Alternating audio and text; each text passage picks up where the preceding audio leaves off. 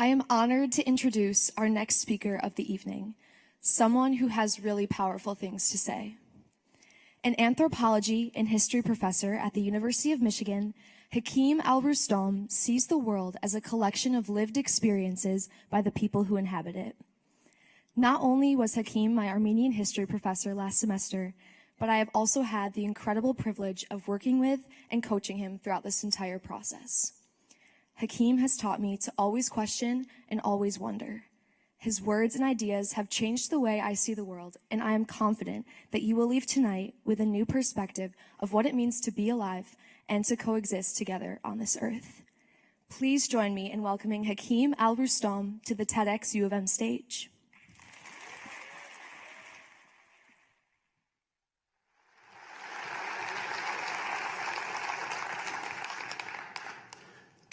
If you ask me what is the most pressing question we are facing today, my answer would be being uprooted.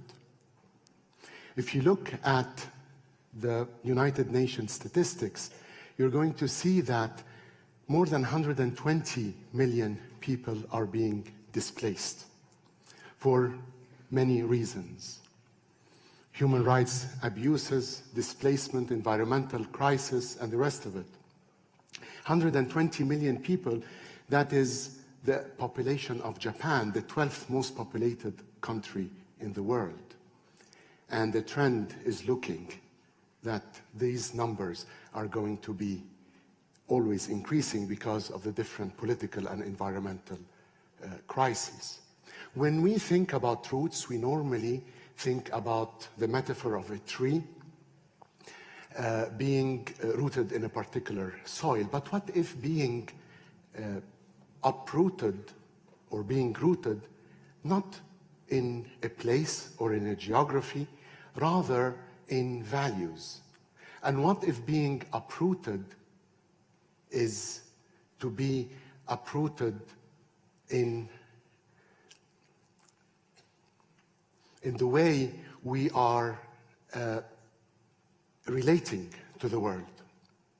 Now, I personally haven't felt rooted many times of my life. And today I want to share with you a story where I felt rooted in a place that I never visited before. And that was in 2005 when I visited southern Spain, Andalusia, or Al-Andalus, as we call it in Arabic. And there I was walking in the Jewish quarter of the city, the Juderia of Córdoba. And in Córdoba, I saw those beautiful, well-preserved houses, yet completely empty. The houses felt like I was walking in a movie set. Here, and this is what struck me, that the Jewish quarter was without Jews. And then, during my tour, I went to the Grand Mosque of Córdoba, an architectural masterpiece, very famous for its double arcs and mosaics, that were brought by Muslim artists from Christian Damascus, emulating the architectural styles of the Grand Mosque of Damascus, that itself used to be a cathedral. Prior to that, it used to be a temple dedicated to Jupiter. In that sense, history is full of layers. But surprising me, in those places, I felt somewhat rooted. Their stories told me something. Yet in the same year, 2005, I visited Istanbul, and it was my dream then to visit the Cathedral of Hagia Sophia, that in itself was converted to a mosque in 1453 with the Ottoman conquest of the city.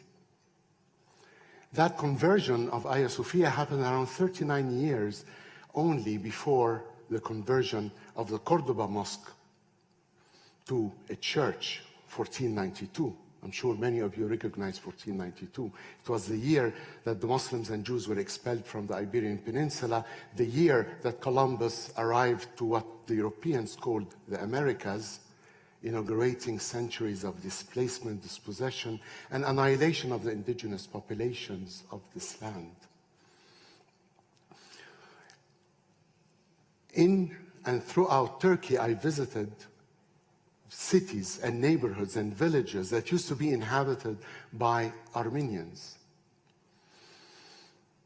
And they are completely empty because of the genocide of 1915. So somehow, in Istanbul and Córdoba, I felt rooted because that story of displacement is a universal story. The story of being uprooted is a universal story. It's a mechanism and behind the making of human history. Now, one of the most influential people on me, I'm going to share with you two of them today, is the German Jewish intellectual Walter Benjamin, who he himself died or took his own life on the Spanish-French border as he was escaping the Nazi occupation of France. And the Spanish border control officers wouldn't let him in to Spain because he had no exit visa from France. Knowing what would have happened to him if he would return to Nazi-occupied France, he took his own life. But on the eve of his death, he left us arguably what is the most important philosophical document of the 20th century. His thesis on the philosophy of history that has been very influential on me personally and others. In that he says there is no document of civilization which is not at the same time a document of barbarism. Civilization and barbarism make the same document. He didn't speak about two different documents. He spoke about one document made out of civilization and barbarism. And this is where Istanbul and Córdoba embody this truth. The beauty, the grandeur, the creativity, the innovation of these great places also embody invasion, displacement, dispossession, and erasure. They are both documents of civilization. At the same time, they are documents of barbarism.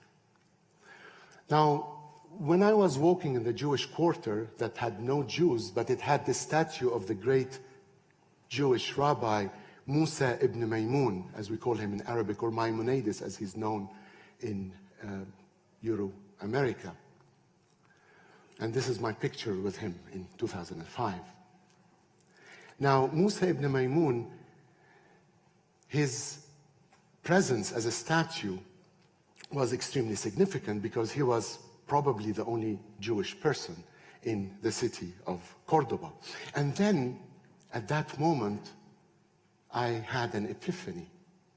Now, what shall I mourn and what shall I celebrate? As an Arab Christian myself, do I celebrate the conversion of the Córdoba mosque into a church just because I'm a Christian?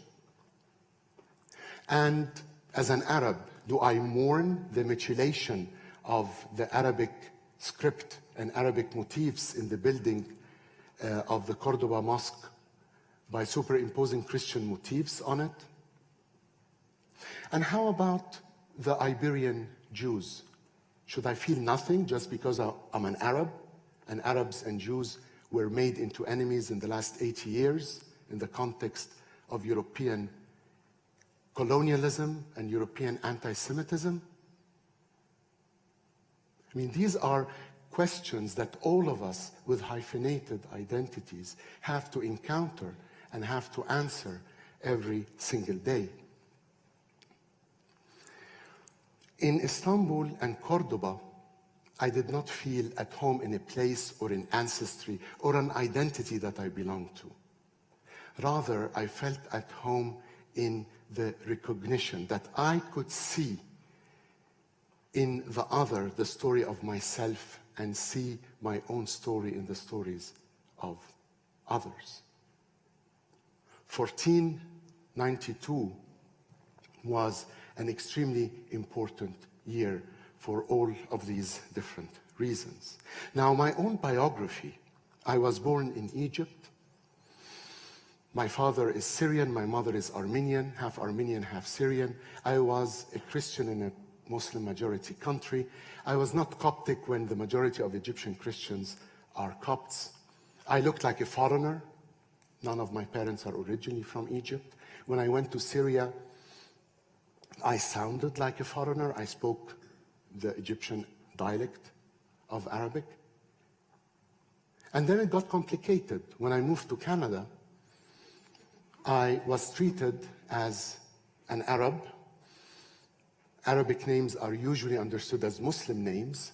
So I left Egypt as a minoritized Christian to arrive to Canada as a racialized Muslim, bearing the same kind of racism and Islamophobia of my Muslim brothers and sisters. I never felt in place. Always with these hyphenated identities, we have to somehow legitimize and explain. Now, professionally, I'm an anthropologist. I work on history in a history department. I challenge identities. I challenge disciplinary boundaries. But I'm not always welcomed in some spaces. As an Arab who's working on Armenians, I'm always asked, what gives me the right, or the insinuation that, what gives me the right to work on Armenians when I'm not Armenian, or I'm not fully Armenian? Being quarter Armenian doesn't count in some circles. The world wants kind of purity. The binaries that we have to fit in one place or another. The conformity. Identities and disciplines require conformity, and conformity is always violent, whether it is imposed on us or we self-impose it on ourselves. The world wants us to belong to a single story, to a single narrative. We are either this or that. And if we are this, it means that these are our official friends, and these are our official enemies, and these causes we should care about, and these causes we shouldn't care about. Right? And this is where the work of the Palestinian-American intellectual Edward Said became extremely important for me. He warned against blind affiliations. A line that I always quote in my writing is never solidarity before criticism. Never solidarity before criticism. When we are in solidarity with a group of people or a particular cause, we tend to blindly support it regardless of what they do. We are of this group, we shouldn't criticize our own group. Right? We should only criticize the kind of barbarism in the histories of and the societies of others, but never in our own societies. And this is where, with the work of Benjamin, to recognize the barbarism within ourselves. To be critical while being in solidarity is to learn to ask questions. Is to learn to ask questions that implicate us. It is to ask questions about the groups and the power structures of which we are beneficiaries. It is so easy to commemorate violence that happened in other places, or to recognize genocides that happened in a different continent. It is always difficult to recognize and speak about the kind of evil that we are implicated with. And no one is completely pure. Now, Edward Said spoke about the intellectual exile, where exile and being uprooted is not in the negative, is not something that happens to us. Rather, exile is a choice, is a conscious choice to say no, to refuse to be complicit in the violence of the group we are nominally affiliated with. And that kind of exile requires from us not only a critical mind, but a compassionate heart. To be able to see ourselves, see compassion, it means to suffer with, to see ourselves in the stories of others, to see others as bearers of the same histories of violence, of pains. Those who are currently being deported, those who are currently dying on migration routes in different parts of the world are not different than us. They carry the same fragility and vulnerability. They have very similar hopes and fears about the future. They are just humans implicated by different power structures than our privileged ones. And this kind of compassion moves us away from identities. So when I spoke to you about my own identities, it is not to assert them or celebrate them. It is to transcend them. Identities are great as departure points. We have to start somewhere. But they are never destinations. They are bad destinations, in fact, because they confine us and limit our creativity and our moral capacity to feel the pains of others and to be able to be morally and be just in the world. To be able to be consistent, that if I'm going to criticize the conversion of Hagia Sophia as a Christian to a mosque, then I have to be equally against the conversion of the Córdoba mosque into a church. And this is not to celebrate buildings and architecture. On the contrary, I'm using them as a symbol because these places, this is where a lot of people worshipped. This is where a lot of people lived and thrived. And therefore, when I was mourning these places, I wasn't mourning the past out of nostalgia. On the contrary, I was mourning what could have been if the Jews and the Muslims remained in the Iberian Peninsula, if the Armenians remained in Turkey, if the Americas were not invaded and colonized, how the world would have looked today. How my own region, the Middle East, that is implicated by so much violence, would have looked today. Right? So the idea here of being uprooted is a conscious choice that we all have to make, to say no to conformity. And in that uprootedness, we become really rooted, but not in places and identities, rather rooted in values, in criticism, in compassion. And to be able to handle criticism and compassion together, we need a little bit of something that we rarely hear today, a little bit of humility. And this allows us really to come down to the level of exclusivity, to see ourselves and the other as part of the same humanity. Thank you.